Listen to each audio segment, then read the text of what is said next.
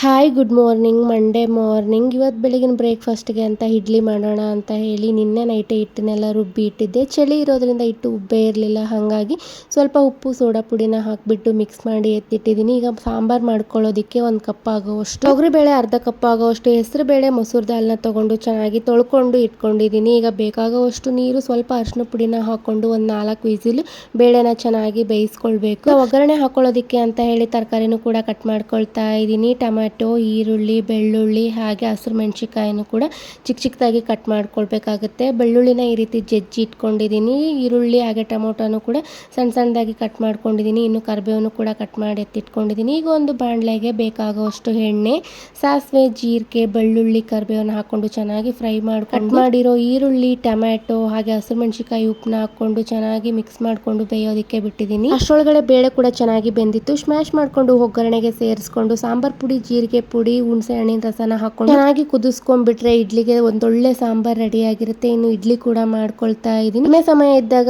ಬೇಗನೆ ಈ ರೀತಿ ಸಾಂಬಾರ್ನ ಮಾಡ್ಕೊಂಡ್ ಬಿಡ್ಬೋದು. ಇಡ್ಲಿಗೆ ಒಂದೊಳ್ಳೆ ಕಾಂಬಿನೇಷನ್ ಅಂತಾನೆ ಹೇಳ್ಬೋದು. ನೀವು ಕೂಡ ಟ್ರೈ ಮಾಡಿ.